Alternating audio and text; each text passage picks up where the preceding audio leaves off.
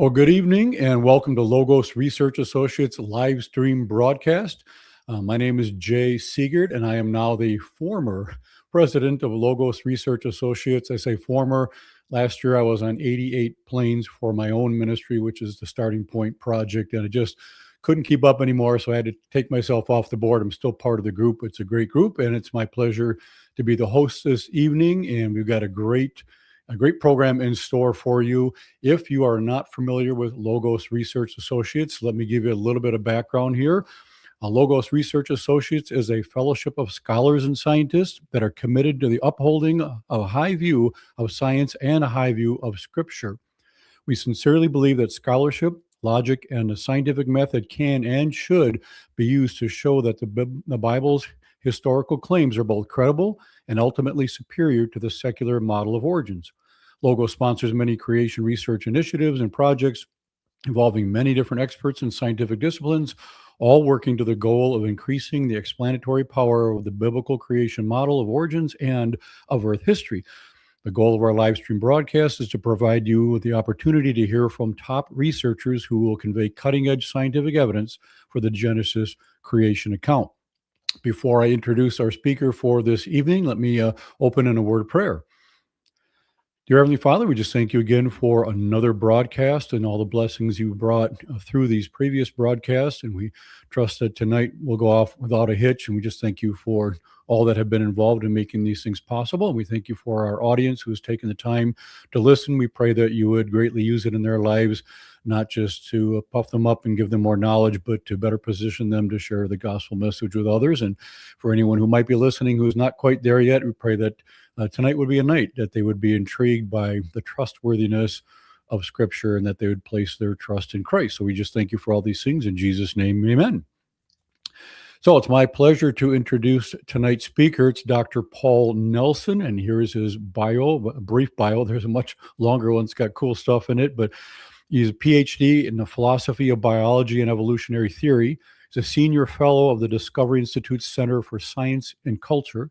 He's an adjunct professor in the Masters of Arts program in Science and Religion at Biola University. And most importantly, he's a lot of fun to have lunch with. we live about 2 hours apart. And whenever I'm in northern Illinois, Chicago, greater Chicago area, we try to get together. It's been a lot of fun just talking, shooting the breeze and picking his brain and just talking about a lot of really, really cool stuff. So you get to hear from him this evening, and the topic's going to be fascinating, and he'll explain all that. But with all that, I introduce you to Dr. Paul Nelson. I am delighted to be here. I have to tell you that at a dinner party or a picnic, if someone asks me about orphan genes, my wife kind of groans quietly, because she says out loud, you'll never shut him up on that topic. So it's something that I have fallen in love with now almost 30 years ago, and the fascination of orphan genes just continues to grow. So I hope to convey that to you this evening. And by the way, I timed the talk, and if I spend on average 30 seconds or less on any slide, will be done by the top of the hour. So these keywords in the title provide our major questions. How are orphans defined? What is their systematic distribution? And why were they so surprising? Very quickly, orphans are genes with no obvious evolutionary history and thus no apparent relationship with other genes. And there's a pun in the term orphan. In genetics and molecular biology, ORF, that acronym, stands for an open reading frame. That's a sequence of DNA exhibiting the properties of being protein coding. And tonight I'm going to talk only about protein coding sequences. There are orphan RNAs, there's orphan non-coding sequences, but I'm going to talk tonight only about protein coding sequences. Now, by the standard criteria used to define evolutionary homology relationships, orphans have no genetic kinship. And that's what makes them, initially, at least for me, so interesting. So this is the 30th anniversary of their discovery and naming. When the yeast genome was being sequenced in the mid-90s in France, Bernard Dujon noticed that there were many open reading frames that had no apparent homology to other sequences in the databases at the time. And since then, they have become a central puzzle in molecular evolution and comparative genomics. These three younger investigators, in a paper now 6 years ago, they said the persistent presence of orphans and TRGs, that acronym stands for taxonomically restricted genes, demands an explanation because they just aren't going away. For about a decade, yes, after their discovery, one of the standard arguments about orphans was that they were statistical artifacts of a bad sample. And that argument has gone away because with more sampling, the orphans have not gone away. In fact, as I'll show you in a moment, their absolute number has steadily increased. So I was senior author on this project, coming up with a novel method for characterizing and identifying orphan genes. It was an international team. We had a Romanian computer scientist, several people from Sri Lanka. And I hope after the book that I'm currently writing is done to revisit this protocol and improve it, probably using AI. But the problem of identifying orphans has been amplified by the tremendous growth of sequence data in databases like GenBank. So if you look at this figure, you'll see on the vertical axis a log scale, and time is along the horizontal axis. And these lines are not coming down. Now, this is just sequence data. So the blue curve are genes. The red curve are whole genomes. And NCBI points out that from 1982 to the present, the number of bases in GenBank has doubled approximately every 18 months. So we are swimming in an ocean of novel sequence data, and much of that data is relevant to the orphans question. So this group in Germany, using a very generous criterion for homology, 30% sequence identity, you can see here in the cartoon, the regions in turquoise are those that are shared between sequence A and sequence B. This 30% sequence identity is a very generous cutoff for homology. But using that cutoff, they were able to plot a linearly increasing slope for eukaryotic protein clusters. So this figure shows just eukaryotic protein clusters with the clusters on the vertical axis. These are protein families, and then the number of genome assemblies on the horizontal axis. So looking at over 5,000 eukaryotic genome assemblies, they were able to cluster 77.3 million protein clusters. And what's interesting is this curve is not coming down. So as the caption suggests, or the caption says, eukaryotic sequence diversity space is not fully saturated yet. Now, here is where we can see the orphans. This is another figure from their paper. So along the horizontal axis on the left, we have the protein families where you have N+2 sequences. Then we have pairs, and then we have a very large region of singletons. These would be the orphans.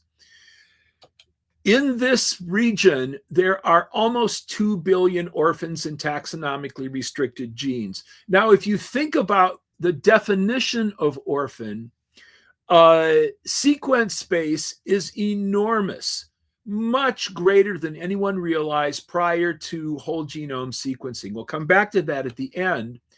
But I want you to notice the shape of this curve. This is the curve for all the sequences they looked at.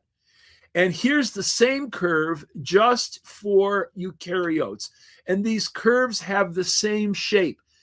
suggesting that this is a bona fide biological signal. It is not an artifact of sampling, and we should expect this curve to continue to rise. So the current definition used in matching algorithms like BLAST for orphans employs a statistical cutoff known as the E value. E stands for expect. And it is a statistical convention. Typical E values range between 10 to the minus 3 to 10 to the minus 6.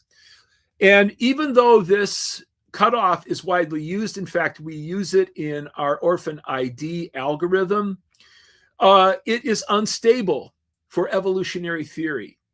And I'm going to spend a little time on this. In fact, it's the motivating problem for this talk, because it does not solve what I'm going to call unbounded transformations. So I guess you could say the puzzle that I'm encouraging you to think hard about is, how can we move from a statistical convention to a biologically sound and properly grounded cutoff for molecular homology? So that's our problem. And to explore it, I want to use a model published in Nature in 1970 by John Maynard Smith, great evolutionary theorist of the second half of the 20th century. It's interesting. He wrote this paper motivated by a design argument from the plant physiologist Frank Salisbury at Utah State. This is one example of many where a design or creation argument motivated an evolutionary theorist to contribute something to the literature. And this paper, as you can see, has been very widely cited. It's been very influential. And the model that Maynard Smith uses for protein space is a word game, where words are transformed one letter at a time. You can see the pathway there, starting from tame and ending at cord. And he argues in the paper in Nature that we can take this as a reasonably good model for protein transformation under natural selection. Now, the underlying concept that I want you to focus on here is the redefinition of homology in the Darwinian revolution. After Darwin, homology meant necessarily continuity of material or templated descent. So if you have a pathway of transformation going through time, that is homology. And no matter how different the entities are in that pathway, in other words, if there's similarity or not, as long as the pathway of material descent is present, homology is present by definition. So this was not the meaning of homology prior to Darwin. He changes the meaning, and this creates the problem for biology, for evolutionary theory in particular, of what I'm calling unbounded transformation. And you can see this when you go into the literature on E values. So this team in Germany, now 23 years ago, said, look, we have no obvious criterion for choosing a particular E value as a cutoff for orphan genes. They're pointing out that it is simply a statistical convention that is not properly grounded in biological theory. And as you probably realize, statistical conventions that are not grounded in theory become arbitrary. And really, we have to ask the question, why are we using them? So for the next few minutes, I'm going to describe, using Maynard Smith's word game, what I call the conceptual problem of unbounded transformation and why the current definition of orphans is unstable. So it's a word game. We'll start with lint, nice English word. And we're going to have two pathways of transformation. Now, I want you to pay attention to how the similarity is going to go away. We'll begin with 100% similarity and gradually diminish it, transforming these words one letter at a time. So on the left, we have line. On the right, we have dint. So similarity has dropped immediately to 50%. Then we go lane and dine. We're now still at 50% similarity, but now we're at 25% similarity. You can see that each column The words are being transformed one letter at a time. We're still at 25. Now we go to 0 with rack and sign. Having started with lint, we are maintaining a transformational pathway. Similarity is entirely gone. There are no shared letters between these two words. Their meanings are completely different. Yet under the post-Darwinian definition of homology, which I'm using here in this natural language example, they are still homologous. And you might say, well, Paul, that's crazy. These words are not spelled the same. They have completely different meanings. Similarity has vanished entirely. What is the stopping point for this transformation series? What is the natural stopping point? You might say, well, look, similarity has vanished. Can we really say that homology is there? And Michael Giesland, who was an influential neo-Darwinian theorist on this question, says, tough, just deal with it. As he puts it in a major paper in 1976, such considerations, namely, we have to preserve some similarity, are entirely beside the point. What matters is continuity in historical sequence. Entities are homologous no matter how different they become. They can evolve new relationships to the chromosomes just as well as they can alter their structure or function. So I remember reading this as a graduate student and being enraged because it looked to me to be another example of neo-Darwinism just blasting through the walls of biological reason, biological common sense. But, you know, I was a student of evolution, and I thought about it from Giesland's perspective, and I realized that he was being fully consistent with the Darwinian redefinition of homology. Under that definition, as long as some pathway of descent is maintained, similarity can vanish entirely and you still have homology. That then creates this problem of unbounded transformation. You can keep going. You can see here the word game keeps going to 0% similarity. We can extend this indefinitely until we run out of 4-letter words. So let's try a thought experiment using our words that we've generated. I will use my wife, Suzanne, and I did not ask her permission to put her in this thought experiment, but c'est la vie.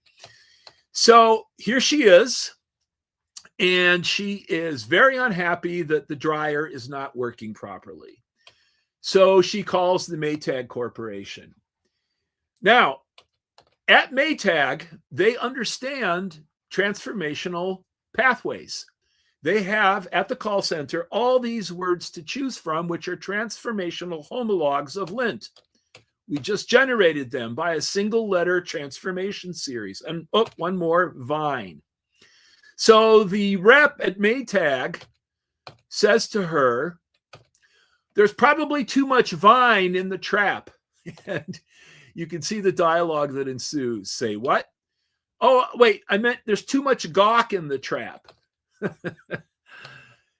No, there's too much dire. Never mind, you're insane.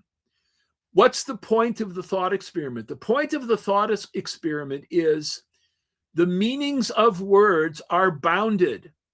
We do not have unbounded transformational pathways in natural language. You know how dictionaries work, right? So here's a word, and I'll bet none of you ever use it in daily life. It's right there in the dictionary. You know how dictionaries work. Abnegate means, put it over here, to deny or renounce. It's right there in the English dictionary. But it's functional space. The possible usages of abnegate are bounded. For any English word, any character string, its functional space is bounded. It is transformationally finite. Almost any science that one can imagine. Really, I was thinking about this today, and I should get rid of the almost in that sentence. For any science that one can imagine, in principle, unbounded transformations are antithetical to knowledge. And we can see this from the history of science. The alchemical project was to transform base metal into gold. There's an alchemist working very hard. You cannot do this. There is no chemical pathway that will transform lead into gold. If you want to do that, you need a particle accelerator. You have to change the atomic structure of these elements. So this research question, if we can call it that, rested on an erroneous understanding of the nature of chemistry.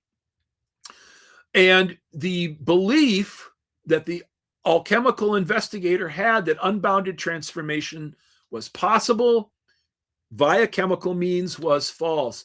The periodic table of the elements brings to a screeching halt the alchemical project. Now, what's interesting, and if you think about this, it is rule defined. There are boundaries here that are grounded in physical theory. And if you think about this, there's an encouraging message here. Alchemy eventually gave rise to chemistry.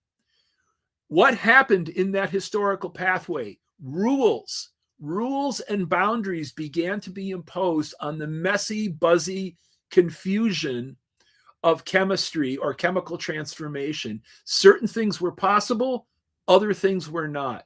So we should be encouraged in scientific history here, because I think, and I'm really serious about this, evolutionary theory right now is finding rules that are leading to intelligent design. Whether they like it or not, that is happening. And later on in the talk, I'm going to point out a paper and a video that you really should get. You should watch the video on YouTube, and I'll send you the papers. And by the way, I will provide this PowerPoint, the actual PowerPoint slide deck to Logos, and any of the references that anyone wants, I'll supply those. Just let me know if you want them. My only request is you not put this on the web, the PowerPoint, that is.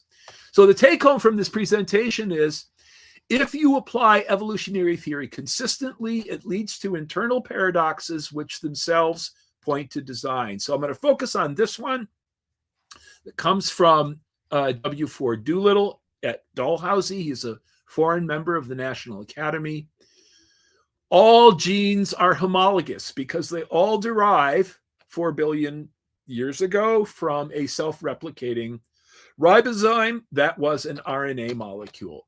All right, what are the implications of that claim? Here are, what's the number there? 11? I didn't count them. Anyway, these proteins are found really in any cell on Earth. They're essential for basic cellular processes. So if we run time back, according to Doolittle, all of these proteins are going to converge back to their ultimate parent, which was a self-replicating RNA. Now, that's his hypothesis. And the question is, and you can see really here, this is very, very much a case of unbounded transformation. Is this structural and functional compression biologically plausible? Is it even possible? And in the very same paper, Doolittle says it's really kind of sad, or ironic is how he puts it, that the key words that we use in biology, homology, individual, organism, species, have no precise meaning. All right, that's not a good position for a science to be in, for its key terms to have ill-defined or no meaning. So that's a problem. And I think some design-based thinking can help with it. So I've described the problem. That's out of the way. So we're going to look at orphans as differences that make a difference. Why were they unexpected? We'll look briefly at molecular shape diversity and disparity. That will lead us into what I call two analytical horizons, homology and descriptive. And I hope these terms will be clear when we get to them. Then we'll look at surprises from transposon mutagenesis. And then we'll wrap up. And again, I hope to be done at the top of the hour. So what do I mean by orphans are differences that make a difference? Well, let me define or explain a difference that does not make a difference. So this is how I learned molecular evolution as a student. we have here a phylogeny for 7 mammalian species. And the changes you see on the branches there are amino acid changes in the sequence of cytochrome C, a relatively small enzyme, very important in cellular respiration as an electron transfer unit. And the changes are tracking, or the argument of the figure is these changes are tracking evolutionary history. Now, forget about that for a moment and ask yourself the question, what is cytochrome C doing relative to the organism as a whole? It's somewhat misleading just to have the names there in the phylogeny, because the species are strikingly different. We have a bat, a rat, and a rabbit. We have 3 primates, spider monkeys, macaques, and chimps. 3 primates. And Paul Nelson, 10 years ago, standing next to Larry Moran in London at the Royal Society. Now, Larry, he and I correspond a little bit. He's a professor of biochemistry at the University of Toronto. He really cannot stand people like me. But I do not take no for an answer. I'm just a big teddy bear. So we're there at this meeting. It was the famous 2016 meeting on alternatives to neo-Darwinism. So Larry and I already knew each other, and I went up to him and I said, "Look, we have to take a picture." And he agreed, and he's kind of smiling. These are not the same kind of mammals, right? A bat is not a rabbit, and a rabbit is not a chimp, and chimps are not humans.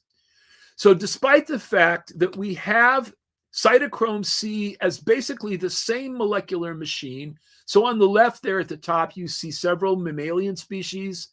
Below that, on the vertical axis, you see a variety of vertebrates, then some insects, then some fungi, and then a bunch of plants. But if you show this alignment of cytochrome C to really any molecular biologist or geneticist, they're going to say, yes, there are minor differences scored along the bottom on the horizontal axis. Nonetheless, this is the same molecular machine. And we know what it's doing. It's shuttling electrons. It's not a difference that makes a difference. Cytochrome C does not give you a bat versus a rabbit. It's way too low in the phenomenology of the organism. And you can see that when we put in yeast and tobacco, both of which were on the previous slide. And it's only a tiny fraction of the mammalian proteome, even smaller fraction of the mammalian genome. The central problem here is focusing on what is conserved among organisms fails to explain why those organisms are different. This is a major blindness for evolutionary theorists. And whenever I have a chance and I'm talking to an evolutionary biologist, I gently try to say to him or her, do not let similarity lead you around by the nose. I don't do this analogy because it's somewhat offensive, but I can do it in this audience. I say it's like comparing a P-51, great fighter of the Second World War, to our current best generation or latest generation fighter, the F-35, using cytochrome C to try to understand the evolution of bats and rats and rabbits and so forth is akin to explaining the similarities and differences between the P-51 and the F-35 in terms of this, right?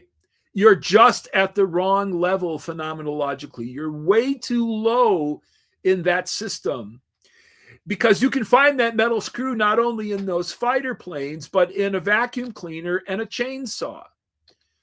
So the core problem here is evolution is not fundamentally a theory of similarity. And unfortunately, similarity leads evolutionary biologists around by the nose. It is a theory of transformation. And John Gerhardt and Mark Kirshner saw this clearly almost 30 years ago. And I would put this on a bumper sticker if it would fit. but it won't, so it's got to be in a slide deck. Evolutionary biologists have a different task. They need to explain why organisms have changed. Evidence of conservation suggests that they are looking in the wrong place. Amen. What do we need? We need the molecular differences that make organismal differences. And that's where I think orphans really shine. So what's true of military aircraft, vacuum cleaners, and chainsaws, don't try to understand those with respect to a metal screw, is also true, but much more dramatically for organisms. A great diversity of protein shapes, sizes, and functions are necessary for viability and specialized features. So 10 years ago, Richard Buggs and I, his wonderful colleague in the UK, I just visited him in October at his home in Kent, published a chapter with Cambridge on this question of the significance of orphans. And the editors very helpfully pointed out in their introduction or provided key terms that are really the highlights of the chapter. Ever increasing presence, I've already talked about that briefly. They're unexpected. I'll say more about that in just a moment. And they are functional. Now, I could do a whole evening. Actually, I could do a whole semester on the functions, but I'll just give you a few examples because they're so cool. And they're as varied as life on Earth. And this is just a tiny selection from an enormous literature now that I find. This is why I'm in love with orphans, right? And why my wife tells people at dinner parties, don't ask him about it. All right, so here's Tribolium, the red flower beetle. It's an agricultural pest. And like all insects, it has 6 legs. You can see 3 of them there on the left side of its body. What is important for a leg during development? What's important is that it grow out from the abdomen and trunk, right? Grow out from the thorax. Eversion is the term there in the title of the paper. And here's a photomicrograph where they have lit up with a fluorescent marker the expression of flip-flop, this orphan. Flip-flop enables the legs to grow out. It's obviously important for Tribolium that its legs extend out, right? Flip-flop is unique. It cannot be found in other species of insects. It's, I guess you could call it a custom-built protein for this taxon. Here's a little leafhopper. And I love pointing out to audiences that this is kind of an abstract expressionist painting there. It's God showing off. I just love the splash of color there. Leafhoppers spend their lives on plants under rain and, environmental circumstances, and also being preyed upon by other creatures like spiders. So what do they do? Well, they produce in their Malpighian tubules structures called brochosomes that are made of proteins called brochosomins, and they're really incredible. The more I have studied them, the more remarkable I find them. They're extremely small, but they have this perfect geometrical symmetry. They look like little soccer balls or little buckyballs. And the leafhopper deposits the brochosomes on its carapace. And a group in China looked at this. The proteins involved, the brochosomins, those proteins in building brochosomes are orphans. You can't find them elsewhere. And they are camouflage. So you can see from this figure from the Chinese group that under UV light, the leafhopper is camouflaged by depositing the brochosomes on its carapace. And here on the right is an unhappy spider that's not getting lunch because he couldn't find the leafhopper. And they say in their paper, homology analysis shows that these are orphans restricted to the clade of Membracoidea. Another fascinating example. Salamanders, unique among tetrapods, can regenerate their limbs. If you amputate the limb of a salamander, it will grow back. The proteins that are implicated in that process are orphans. So this group in Germany looked at them And they say these genes, we cannot find them in other vertebrate taxa. Salamanders are the only adult tetrapods able to regenerate the limb. So you see a pattern here. And again, I could go for hours on this, where if your species, your model system, your study group does something unique and interesting, it's very likely that orphans are implicated in that developmental process, in that construction process, even in that behavioral feature. The anatomy of Hydra, the freshwater polyp, the very anatomy of that invertebrate is specified by novel species-specific genes. This was done in the Bosch lab in Kiel, Germany. And this is probably the most interesting example. So here's the classic three-domain tree of life: bacteria, archaea, eukaryotes. And as you go back down the branches there in the eukaryotic domain, you come to the last common ancestor. That's our ultimate eukaryotic grandmother, right? Where the arrow is touching the branch there. Now think carefully like a good evolutionary biologist. What would be very likely to be inherited from that distant eukaryotic common ancestor? Well, think about what it means to be a eukaryote. One of the things you're going to have to do is segregate chromosomes.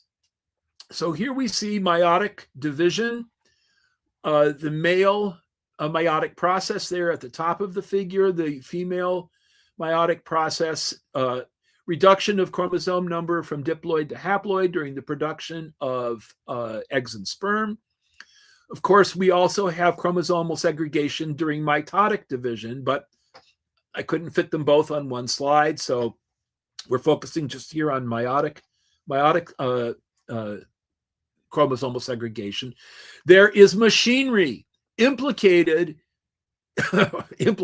necessary for this process of the alignment of chromosomes, binding them, pulling them towards the poles of the cell, and so forth.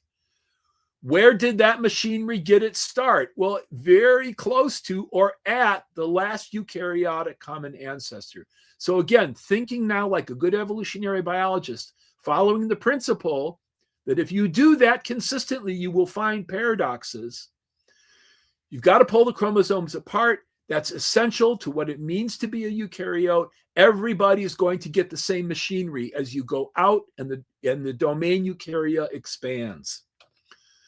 Except this group at the University of Toronto found that it wasn't shared. So you can see right there in the title of their paper, taxonomically restricted genes with essential functions play roles in chromosomal segregation in C. elegans and yeast. And I really like this paper because they don't dodge the main question. They say, look, we found these essential lineage-specific taxonomically restricted genes in yeast and worm. Why are they there? Chromosome segregation is one of the most basic cellular functions, well, eukaryotic functions.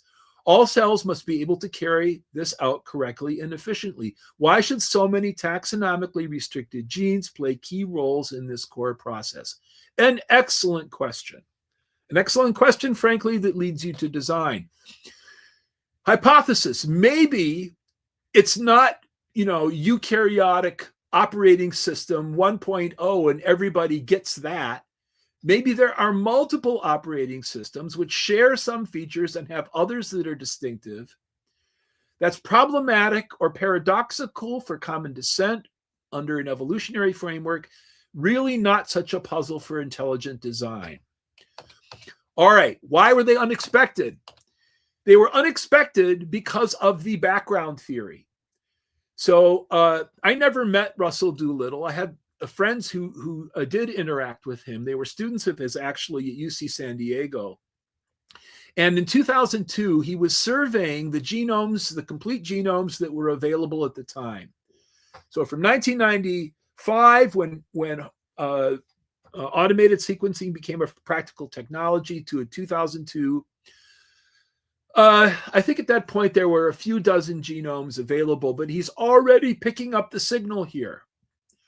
There are large numbers or vast numbers of putative genes for proteins of unknown function. This is the biggest surprise in genome sequencing. So he's already noticing something that is jumping out at him as anomalous. How could there be so much in the way of unknown equipment? Jacques Monod in the 60s would say, if you know E. coli, you understand the elephant.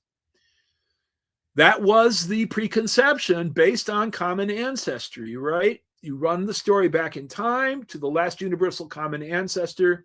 What do you not expect to see? You do not expect to see unique sequences because of that cone of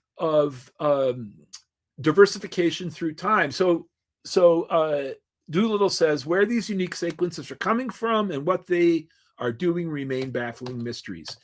So he's surprised because, as a given, in the background of his biological imagination is this geometry, a single theater scenario for the origin of life and the origin of the nucleic acid system, time running to the present along the horizontal axis. The geometry of universal common descent. If that's the case, you do not expect to see unique genes and proteins everywhere. So he takes this as a given, ergo his surprise. And ubiquity, the presence of orphans throughout life is really the central puzzle because of that geometry. So let's now, thinking carefully as evolutionary biologists, let's construct that geometry starting with the origin of life. Now, throughout most of the 20th century, the origin of life under neo-Darwinism was considered to be exceedingly improbable. Richard Dawkins would say, it's a lucky roll of the dice. Jacques Monod actually said it's effectively zero. We're just lucky to be here.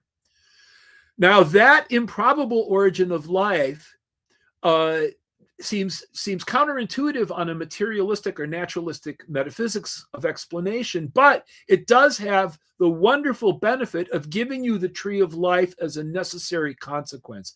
I don't have time to talk about that today, but think about it. If you have a single origin of life, every living thing on the planet, no matter how different, has got to trace its lineage back to that point. But of course, some evolutionary theorists say, why is our probability marker there? Let's slide it over here and assume that life is deterministic. It's bound to happen given the right antecedent conditions. So wherever you place your probability marker, here is a multiple origin of life scenario. These are spatio-temporally distinct events. This is the view that you would get from Christian de Duve or Stuart Kauffman. Life is bound to happen. Nonetheless, you have to go through a bottleneck. Now, I want to pause just for a moment here. The screen capture that you see on the screen comes from a talk by Lauren Williams on YouTube that I strongly recommend you watch.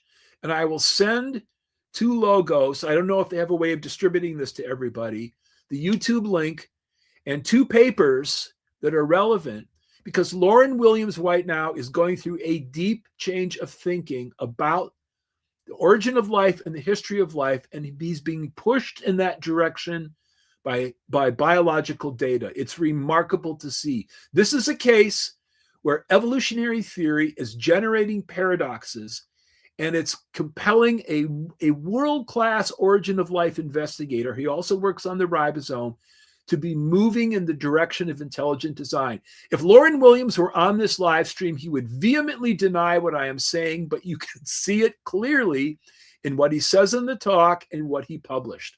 All right, I don't want to spend too much time on that. I want to stay on schedule. So we're going to have a bottleneck at the last universal common ancestor.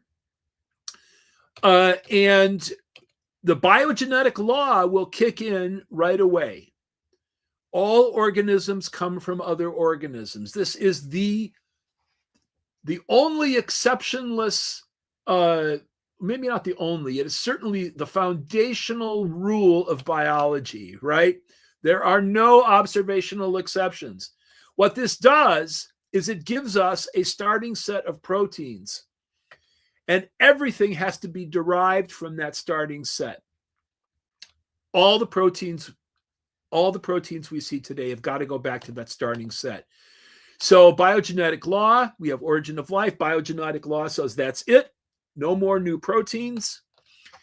And then comes Luca, our ultimate grandmother.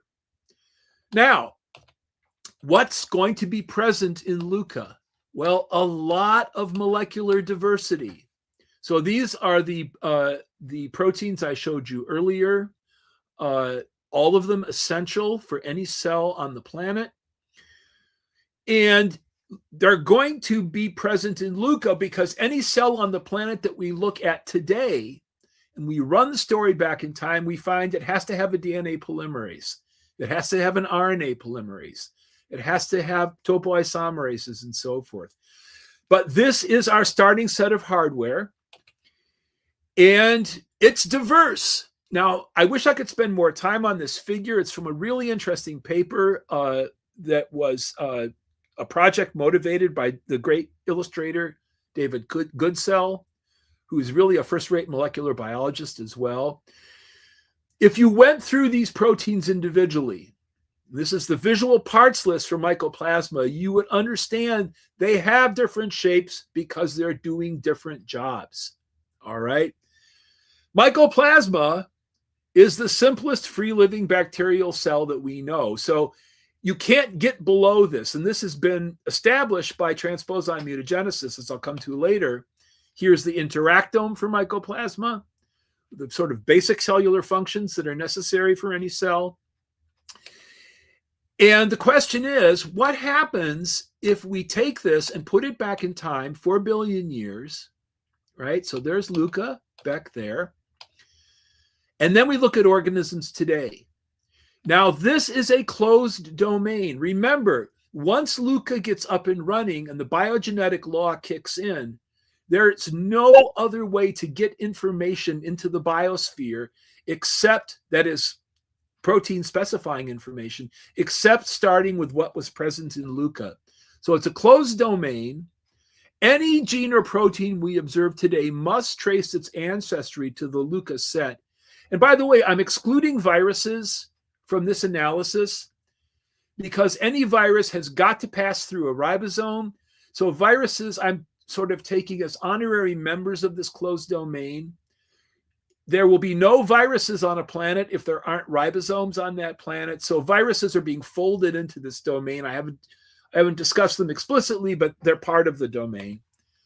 For any number of proteins, 2, 3, n, we can ask, do they jointly share an ancestral protein? So here are a couple of proteins from that starting set. Do they have a common ancestral template going back to Luca? When you ask that question, you uncover what I call a pair of analytical horizons, homology and descriptive. Okay, and they interfinger analytically, as you'll see in a moment. So let's take our other question we had a couple of slides ago. For 2, 3, up to n sequences, we can apply the following decision tree. Do those n sequences share a common ancestral template? Well, it's a logic tree, and you can answer yes or no. So the yes answer would be yes, they have one. Then follow-up question, describe it. Either you can describe it or you can't. So you can either give the shared template or you don't know what it is. So you have sequence X or unknown. On the right, you say, no, they don't share a template. And the question there is, why not? And typically the answer will be, well, they're doing different things. They're performing essential functions, but the molecular task at hand, being a DNA polymerase rather than a structural protein and so forth, the molecular task at hand is not the same. So the essential function requires a different shape. Now, this logic tree leads to a pair of horizons. When unknown appears, the descriptive horizon has been reached. When essential function appears, the homology horizon has been reached. And you can see this when you look. In fact, folks, if I'm going to finish by 9, I need to skip this example. I am sorry about that. You'll have the slide deck so you can look at it yourself. I guess I will go back here and point this out. These are release factors. They are essential protein players in the ribosome. They're taken in these instances. One is eukaryotic, one is bacterial. They have no homology. They are completely different folds. So as you go back in time towards Luca, the question is, do these release factors share a common ancestral template? And the answer is no. As far as we can tell, we have hit unknown. We have hit the descriptive horizon.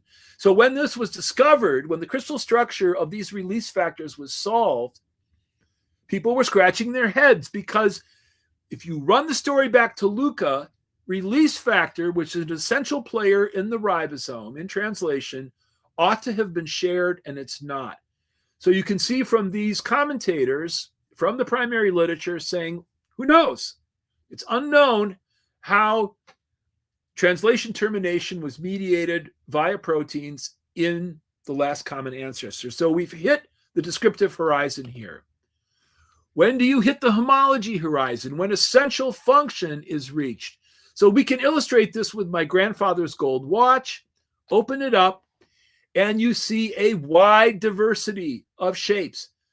The diversity of shapes for these individual parts is necessary for the functions they're performing.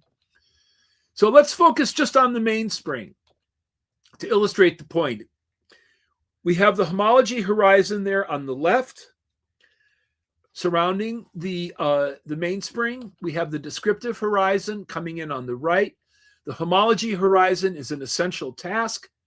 The descriptive horizon is the geometry or topology of the part. When these come together, you have identified an essential or elemental module of that system, meaning its variation is fundamentally constrained. We can do the same thing with proteins. Homology horizon, descriptive horizon, these come together analytically, and you have identified an elemental module of the system as a whole. Its variation will be functionally constrained. And what I like about this way of analysis is you have two arms of a pincer coming together.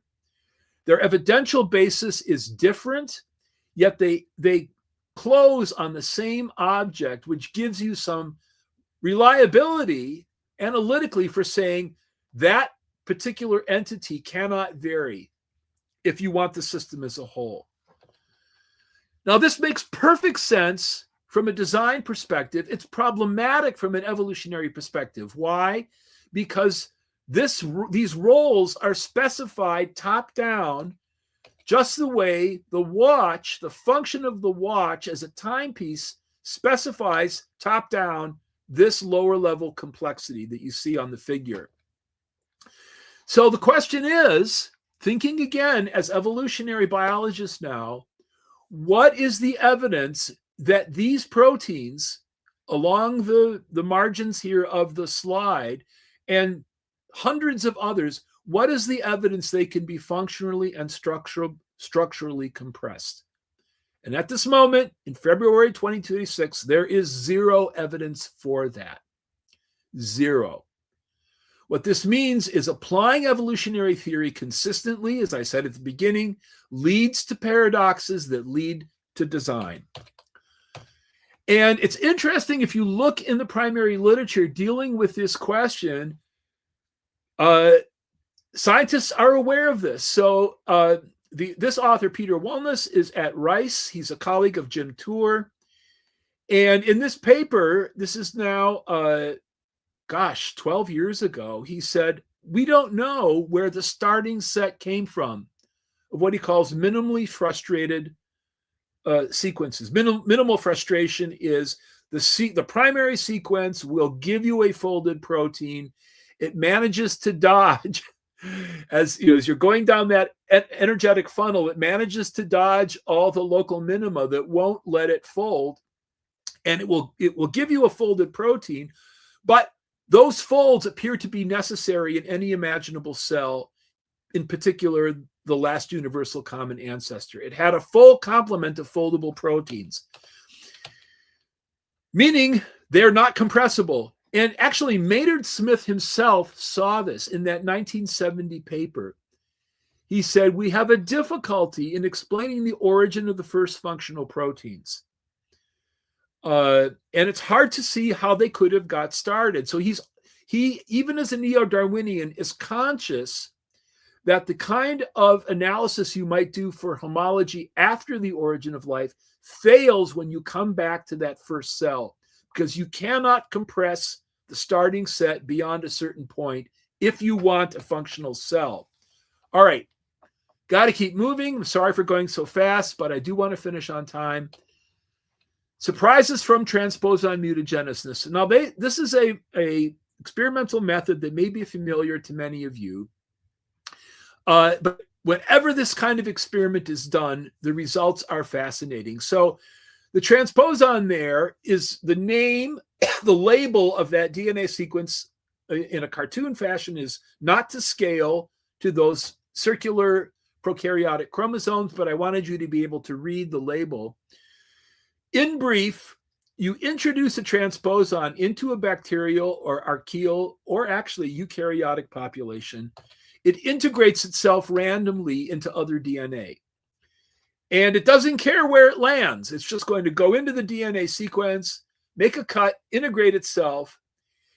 And you can see 4 transposon integration sites there in the chromosome on the left. We're able, with this method, to see who survives. If you have cells in a plate that are growing, a bacterial colony with integrated transposons, those integrations did not knock out an essential gene, because essential genes, if you land in one of them, no growth, no plates, right? No colonies that you can pick off a plate. Same thing here. These integration sites did not hit anything essential. Now, you can combine these analytically, look at where their regions of overlap are, and map the transposon integration sites against the places where you don't see any. Where you don't see any integration sites, that's very likely essential hardware. Those are genes coding for proteins that the cell cannot do without. They're essential for cell viability. So you see, I'm sorry for the abbreviated description, but you can see how transposon mutagenesis works. And actually, this is an interesting parallel. There's a famous story from the Second World War. The Army Air Corps wanted to put armor on fighters and bombers. And they got a team of statisticians and engineers to look at this, and they said, tell us where to put armor. Now, the sort of immediate reaction is, well, put armor where all the bullet holes and flak holes are. But remember, these are the planes that came back, right? Why aren't there any bullet holes or flak impacts on the engines or the cockpit or the thin section of the tail? Those planes didn't come back. So it's the same analytical logic that you see in transposon mutagenesis. If you see an integration of a transposon in an otherwise viable cell, it didn't hit the genes that you can't do without. All right, so the experiment was done in Lucy Shapiro's lab at Stanford on Colobacter, and they isolated a bacterium you can culture out of fresh water. It had a little over 1,000 essential elements, including 90 segments of unknown function. Now, that's almost 1/10 of the essential hardware. I apologize for using that noun over and over, but it's really relevant. Almost 1/10 were segments of unknown function, orphans. She said, we have no idea what they do. They may provide clues to new and completely unknown bacterial functions. What do we know? We just know Colobacter can't do without those genes. So if you compare their results, this is a figure from their paper, to similar results with E. coli, in this Venn diagram, you can see that these bacterial species, both in the proteobacteria, are not running their basic functions using completely overlapping sets of parts. There are unique fractions, 129 in the case of Colobacter, 235 in the case of E. coli, that are not shared. This is a signal. It is telling you that, that at the fundamental level, life is not uniform in terms of what it uses. So when this experiment was done with an Archean, this is Yellowstone. You can see some people there on the left on a boardwalk looking at this very large hot spring, which you do not want to fall into. That orange and yellow color there is provided by Archean species like Sulfolobus. They like that hot water. When this Transposon mutagenesis experiment was done with Sulfolobus at the University of Illinois, or at least one of the authors, Gary Olson, is at University of Illinois, the results were really amazing. So along the top there, on the horizontal axis, you see a solid bar. The color is coral, someone told me recently. That's what's essential for Sulfolobus, divided into four major groups functionally: information storage and processing, metabolism, cellular processes, and the mystery category on the right, poorly characterized. Now, if you go down the vertical portion of the figure, the left axis there, you see Methanococcus, which is another Archean, 2 eukaryotes, both yeast, 4 bacterial species, including Mycoplasma, Syn 3.0, that's Craig Venter's synthetic genome. And along the bottom, you see the subcategories that fall in those major groups. Here are some of them. This is how they organize functional categories in the COG database. These are basic functions that any cell pretty much needs to perform. Now, what is interesting about this figure? Notice how patchy it is.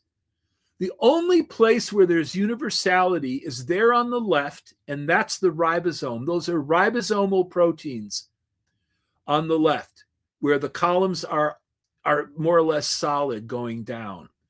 As you move across towards the right, it gets very, very patchy indeed. And you get over here, and Sulfolobus has proteins that are totally unique. As far as we know, when this paper was published, and I need to follow this up because there's probably been some modifications, but at the time of publication, poorly characterized, those are orphans. And you start at Sulfolobus, and you can see there it needs a lot of proteins, and you go down, and nobody else has them. Again, this is a signal. What it's telling you is that Archean that likes to swim around that hot spring in Yellowstone is running its basic cellular functions using taxon-specific hardware. This is not the picture you would expect to see if the last universal common ancestor were real. Where did all that taxon-specific hardware come from? All right. Many of those proteins over there in that box on the right are orphans. So there's a sleep-inducing term for this, non-orthologous gene displacement, which I'll sell you as a sleeping aid. And Eugene Koonin in 2016, looking at this pattern, he said, this pattern of patchy distribution reaches across most of the functional systems and pathways in life. The universal core of life has shrunk almost to the point of vanishing. There is no universal genetic core owing to the near ubiquity of non-orthologous gene displacement. What are the consequences of this for the existence of LUCA? All right, I'm a little bit over time, but I should be done in a couple of minutes. All right, this group, this is now 5 years ago, published a paper where they said, look, a glaring proportion of gene families is not shared between most cellular lineages. How and why is life massively reinventing its genes? It becomes a priority to explain the origin of genes without homologs. And we need a geometry of evolutionary history that is more complicated than divergence from a single last common ancestor. And Eric Baptiste in Paris has now said, LUCA is an illusion. The tree of life is an illusion. It never existed. He's not a design theorist. He's definitely not a creationist. He's being pushed by anomalous genetic data to jettison the tree and Luca. And he was a postdoc with Ford Doolittle in Dalhousie. And Ford Doolittle himself said, look, Luca is a profoundly problematic entity. There never was a single common ancestral cell. And in 2010, now 16 years ago, he said Darwin arguably was wrong. Now that red font, that's me, but the italics were there in the original. He doesn't want you to miss this. Craig Venter, this is now almost 20 years ago, so you can see this has been going on for a while. He says, I don't necessarily buy that there is a single ancestor. It's counterintuitive. There must have been thousands of them, and they're not necessarily so common. Implications for origins. Last two slides. Sequence space is high dimensional, and I have committed it, or I have forced it into a 2D Euclidean plane here. I apologize for that. But think about this on the model of astronomy. In the center there, those colored dots, those are the genes and proteins that we know well from your biochemistry textbook, from your genetics textbook, and so forth. The gray dots are orphans. And the spheres that surround them, or the circles, are defined by a radius given by this bioinformatics cutoff, right? If you think about this on the model of astronomy, you leave the solar system that you're familiar with, and you have to travel a very long way indeed to get to the first orphan. It's as far apart as it can be from the genes that you know, or it's least equidistant away. Then you have to travel another long distance to get to the next orphan. And when you start to compile all the orphans that there are, sequence space is vastly greater than anyone realized before the mid-90s. So what do? We apply evolutionary theory to itself. Let's say Luca existed. We can define a radius that extends from Luca by three things. The functional demands of viability and reproduction, so let's put A in there. Mutational processes, they're constrained. Not any mutation will be tolerated. We put B in there, and then we put time. That gives us a radius, which gives us a sphere. Now, if Luca existed, we should never see genes and proteins anywhere outside that sphere if we can get tight numbers on A, B, and C. There hasn't been enough time. Mutational processes are constrained, and you've got to be alive, and you've got to make the babies, right? So within that sphere is where we should find genes and proteins. Now, that's what Luca demands, or the existence of Luca demands. But that's not what's available to a designer. That space is a tiny dot in what's open to a designer. A designer can actualize anything in a very much larger space because he does not have to use a pre-existing material template. And you know how we settle the question? We just ask nature. We sequence species. We look at where their genes and proteins are landing. Are they landing in that tiny speck in the middle, or are they in the very much larger space outside? And according to my iPhone, I'm over by 8 minutes. I apologize. I really try to finish on time, and I raced, but this is my last slide. So I thank you for your attentiveness, and now we have time for Q&A. Appreciate the presentation, Dr. Nelson. I know you're scratching the surface. It's always frustrating when there are so many other things that you could cover, and you always feel like you're rushing through it, but I think you got the point across very clear. So we're going to definitely go to questions. We'll have Sarah go through them, and we'll put them up on the screen one at a time. If I get a chance, I'll interject, my own questions or so, because I've got some that have come up in my mind as I was listening to you. But we'll go to the first question from John. Question for Paul: why can't orphan genes be generated de novo or evolve from de novo generated non-functional genes? If you think about what they do, let's imagine a topoisomerase. So that is a DNA disentangling protein. And topoisomerases are essential for any species, which is all species, that has DNA. Now, there's an archaean, I forget the name of the species, but it has a unique topoisomerase. The fold is not shared by any other existing topoisomerase. So ask yourself, what is the evidence that an entirely novel fold with a very, very specific job, namely disentangling DNA, could arise de novo and take up its role, pushing aside the pre-existing topoisomerase and saying, well, I'm on the scene now. I'm a completely new topoisomerase. I'm going to take over. What is the observational evidence for that happening? As far as I know, zero.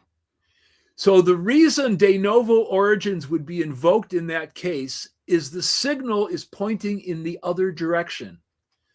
The signal from the unique topoisomerase is saying, if you want this cell at all, this particular taxon, it needs this gene and its protein product.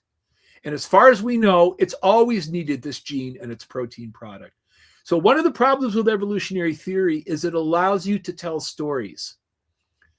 It allows you to tell stories. In fact, it forces you to tell stories for which you have no observational evidence.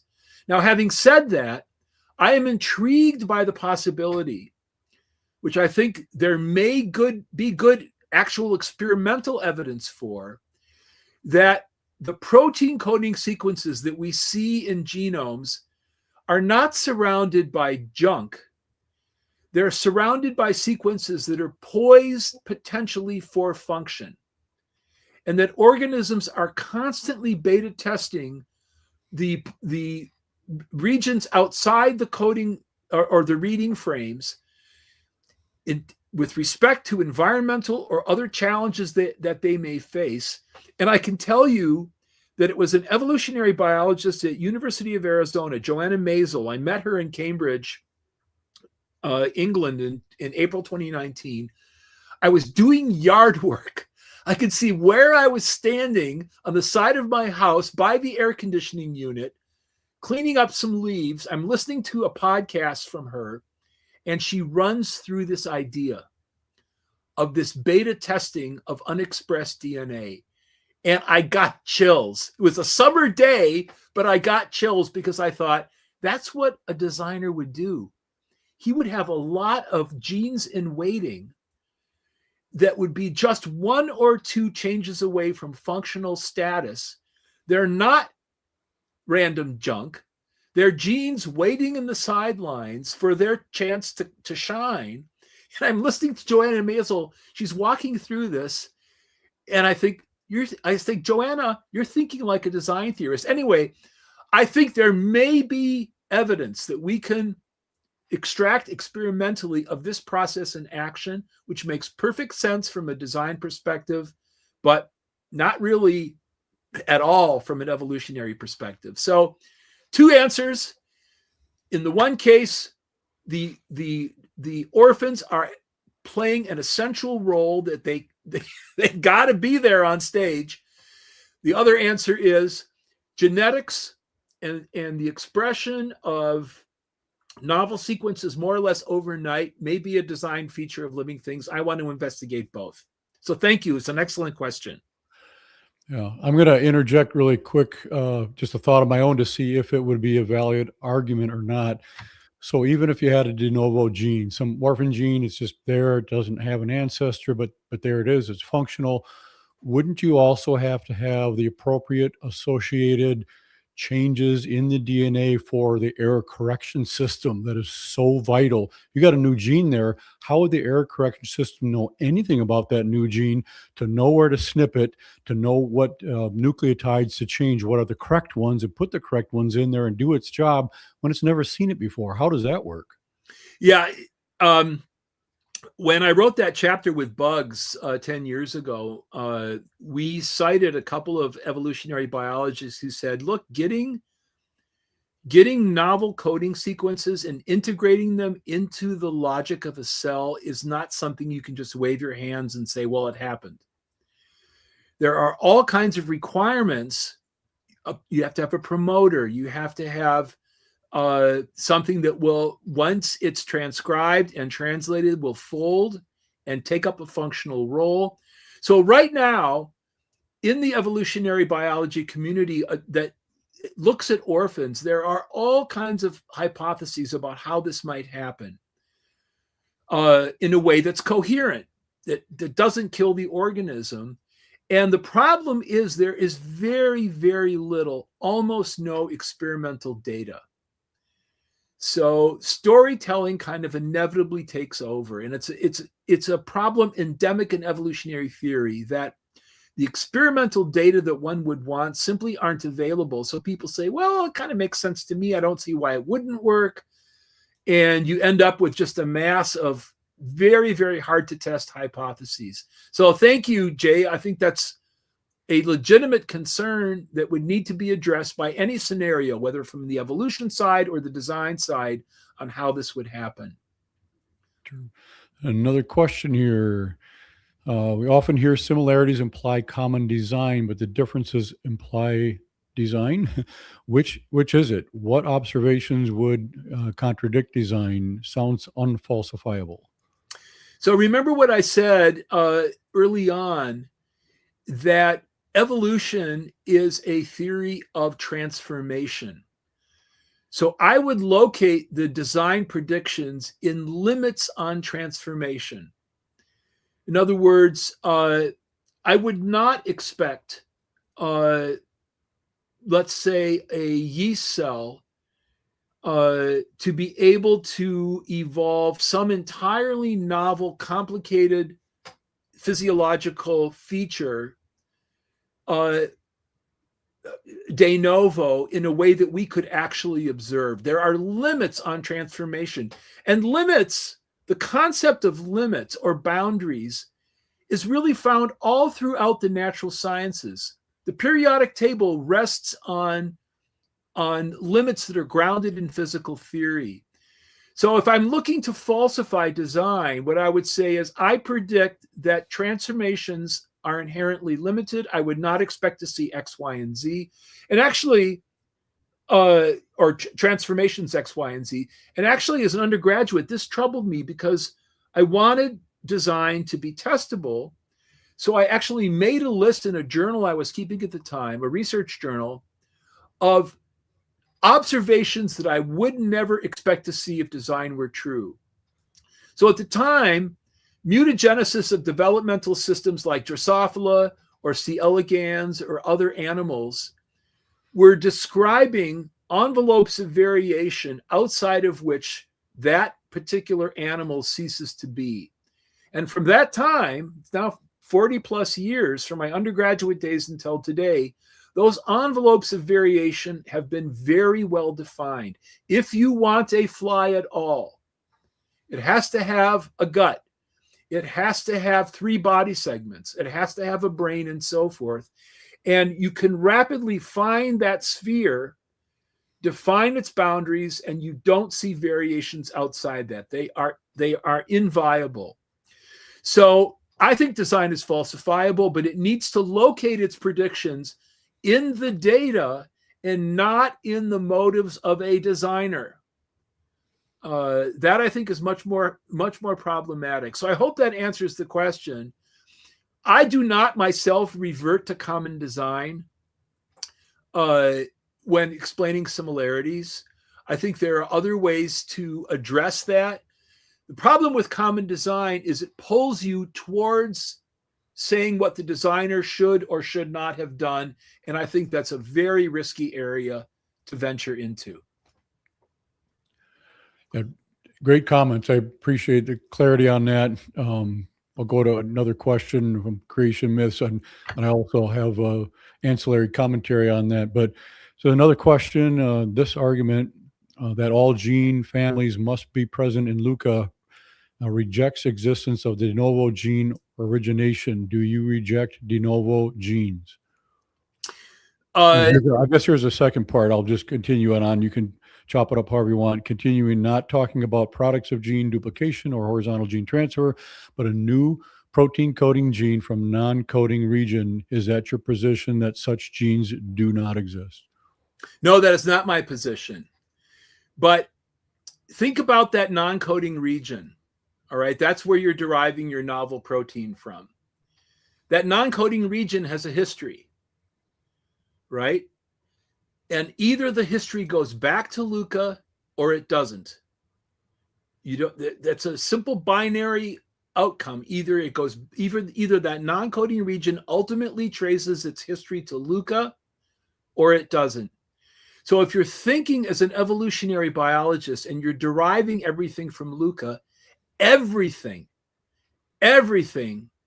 template has to trace ultimately to what was present in Luca. There is no other way to get information ultimately into the biosphere unless you go back to that bottleneck. So the non-coding region itself has a history, and I want to run that history back in time, and either it goes to Luca or it doesn't. So that's the key point I'm making. If you have Luca as a real entity 4 billion years ago, it puts very strong constraints on what you're allowed to invoke. There is not novel information coming into the biosphere other than what comes out of Luca. I hope that's clear. Sure. Great comments. Just again, a short comment. This isn't to prove one thing or another. It's just interesting. I was doing a podcast with Sal Cordova, and at one point we were discussing the alleged high degree of similarity between chimp and human DNA.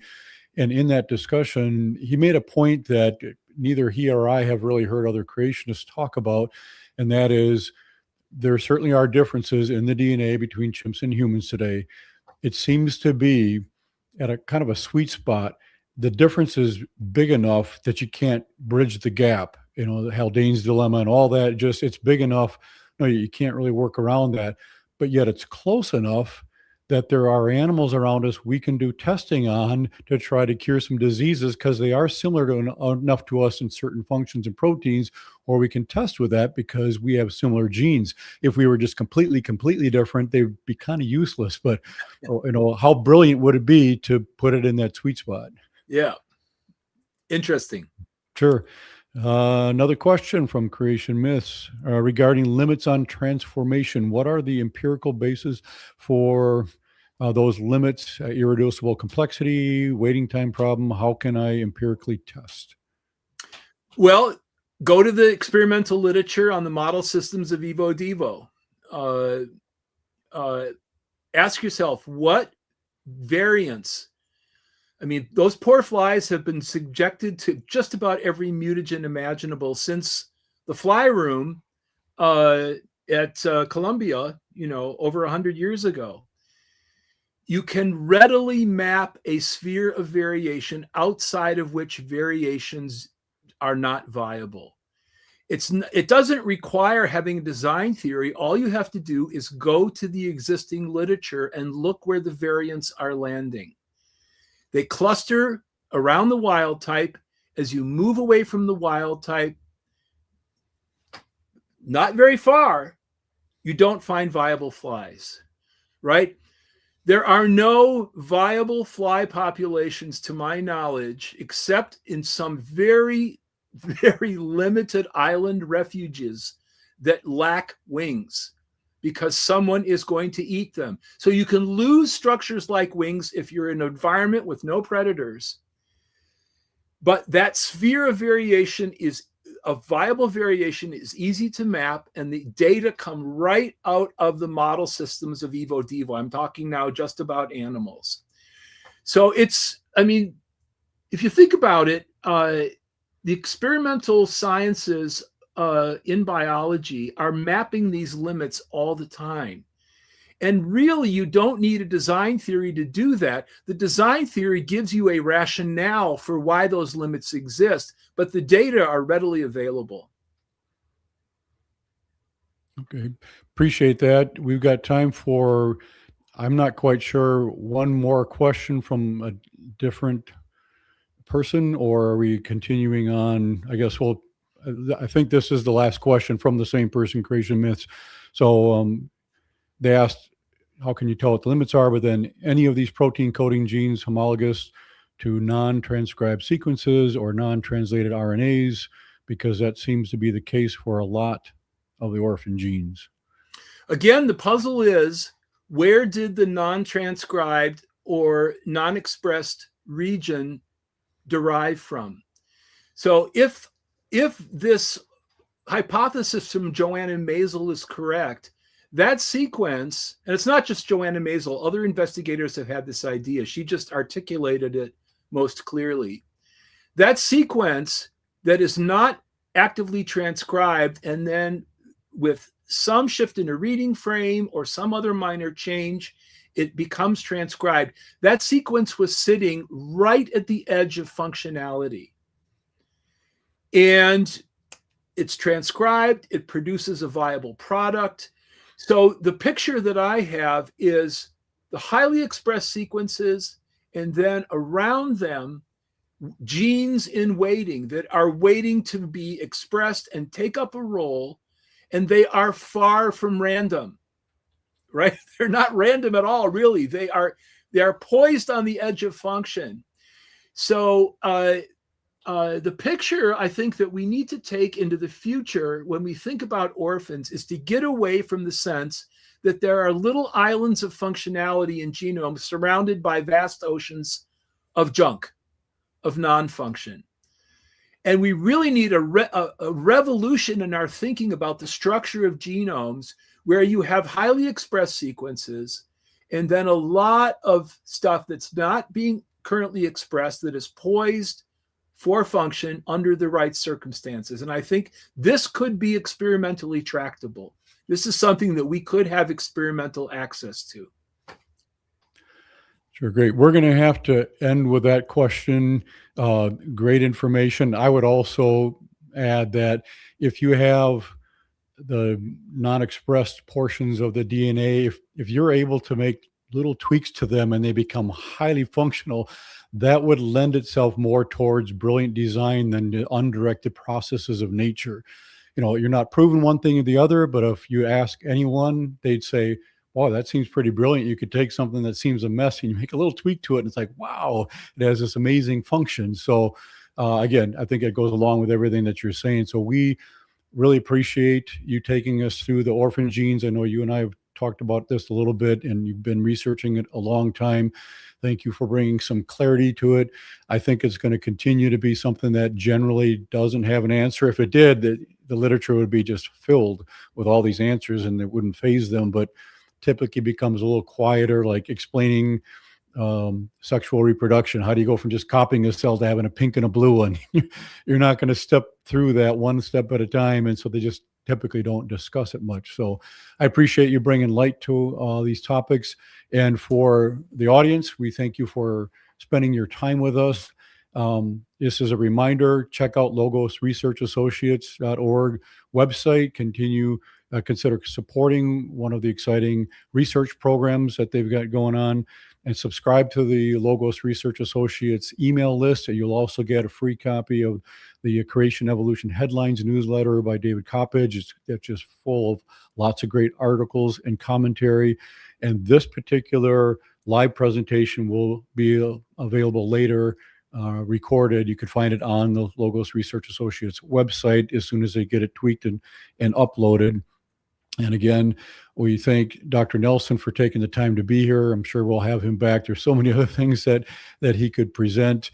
And our next presentation coming up is going to be Dr. Jason Lyle. Again, great speaker, very brilliant. He's also very good. I think Dr. Nelson is one of those top tier people who's not only smart, but does a really good job of conveying the information. I think Dr. Lyle is kind of in the same category. He really knows this stuff and usually makes it pretty simple. Sometimes he'll talk over someone's head, but typically he really knows this stuff and makes it accessible for everyone else. So he's coming up on Wednesday, March 11th, same time that we do these broadcasts. It'll be 9 p.m. Eastern time, so like 8 p.m. Central time. And the topic is the James Webb Telescope discoveries. great stuff. We've had the Hubble telescope around for a long time, learned a lot from that. James Webb is just kind of blowing some other things out of the water, all the new things that they discovered that don't go so well for the Big Bang, but fit in very well with biblical creation. So make sure you tune in for that. Again, thanks, Dr. Nelson, for being here. I will close in a brief word of prayer. Dear Heavenly Father, we just thank you so much again for this time you've given us to come together just to talk more about evidence for the authority of your word. We can trust it from cover to cover. We don't have to shy away from science. Science was birthed out of the Christian community, and the more we discover, the more it lines up with what you've been telling us all along. So we thank you for that encouragement. We thank you for Dr. Nelson and all the years of research that he's put into studying this and then conveying it to us this evening. And we just look forward to future presentations, and we thank you as a gift from you, and we pray all these things in Jesus' name, amen. So thanks again for joining us, and we'll see you at the next broadcast.